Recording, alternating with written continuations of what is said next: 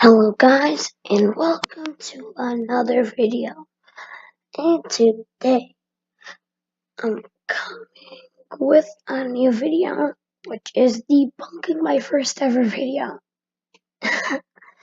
So when I started I had a bias against Sanders, and of course I did make videos with the predictions, but I'd like to set the stage clear, like this is the worst video I ever made.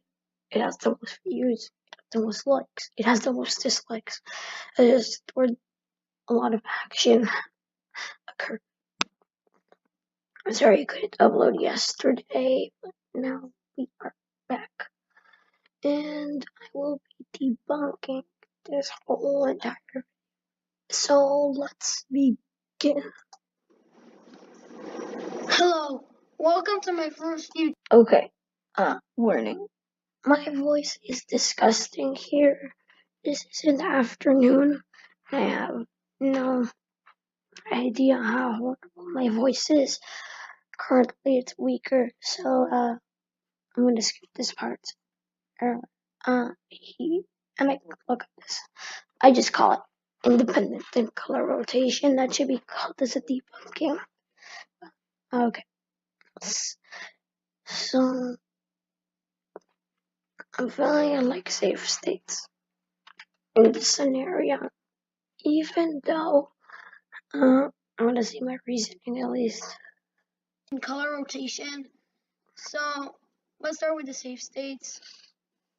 The Midwest could become competitive because of Sanders' appeal, but it went by more than 30% to Donald Trump. Okay, what does that mean? It went by over 30% to Donald Trump.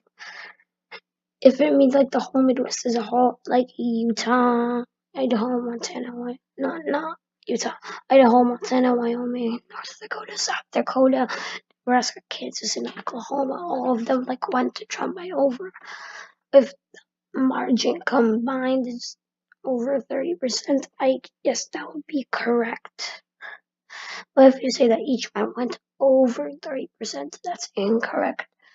And if that's a reason that the Rust Belt can't flip, if the whole thing as a whole went over 30%, that's just bizarre.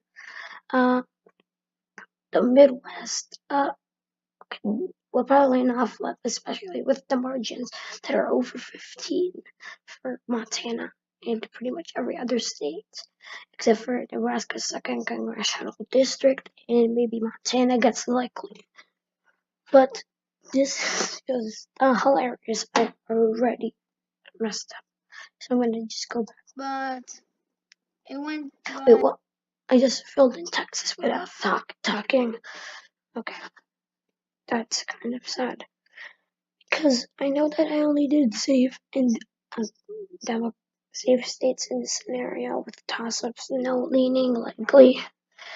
But even though I did that, it does not mean that I could just like forget about everything. Like Texas would still be close. I know this was before the midterms and all that, but our work was still doing pretty good. More than 30% to Donald Trump, so I'm gonna keep it safe. I'm just filling in the South now. So New Mexico. Okay, filling in the South now. So I'm not gonna point out like those minor errors. Like I said, I'm filling out the South, but I forgot to fill in Florida, Georgia, North Carolina, and Virginia. Mexico would go to Sanders, the West Coast, obviously. Nevada. No. I need Oregon. Oregon against Sanders, that would pretty much be safe, yeah. But you need to at least talk about it. Like, there's reasons that it couldn't be and not be. If you're just gonna say it just because it's always going Democrat, that's not that good of a response. And I'm gonna leave as a toss-up. I think Colorado. Okay, good job. For now, because of the growing Latino population and how much it went for Clinton against Trump, So Arizona would be toss-up, Alaska would go to Trump, Hawaii would go to Sanders, Minnesota would be a toss-up, the rest of the Rust Belt would be toss-up, New York, Minnesota isn't part of the Rust Belt, would be safe, Vermont, the Northeast would be safe for Bernie Sanders. Oh, well, I don't think it would be. He wasn't safe for Clinton, and Sanders didn't win all of these in the primaries, so it means that he isn't the most liked, and these have like Republican governors and stuff like that, so they are willing to like flip, even though that isn't the most valid response. These states are already like trending more Republican, like New Jersey and Senate race. Like they are gonna eventually flip, and probably in our lifetime. But I would say that they would be likely. I guess what I would be referring to as a toss-up would be just like under 5%, but I still need to talk about it. I know that I had the mindset that it will be over 50%. I'm gonna put Virginia as safe for Sanders because it went for Hillary Clinton by a big margin, and Bernie Sanders could get more Democratic turnout. Yeah. Even New Hampshire would be safe. No. Fine. What I'm thinking is because Sanders is popular in Vermont, hence that he's popular in Vermont, New Hampshire. He's really popular there, and you can relate to the people there. Okay. Sanders could relate to the people there. Guess what? Trump could also relate to the people there. So it's two people fighting it out. I think that eventually Sanders would win this state, but it won't be safe, like over 5%. It won't be likely. It will be leaning. Even though, like Sanders did it, he just needs to hold on to the Clinton voters, which he most likely will, as there wouldn't be like really under person. Okay, this video is getting long, but I need to debunk it. I'm gonna give Maine at large to Bernie Sanders and leave Maine's first congressional district as a toss-up because of Bernie Sanders' northeastern appeal. Yeah, but what about Trump's northeastern appeal? Trump also has an appeal. I understand that, and even Sanders would kind of narrow the margin, but still it would be kind of close like that. I wouldn't say it's a toss-up. I would say that all of Maine would be filled in around the 7% margin, 6 Trump here, because Trump won this by 10-point margin, and I don't see a flipping or getting close for Sanders.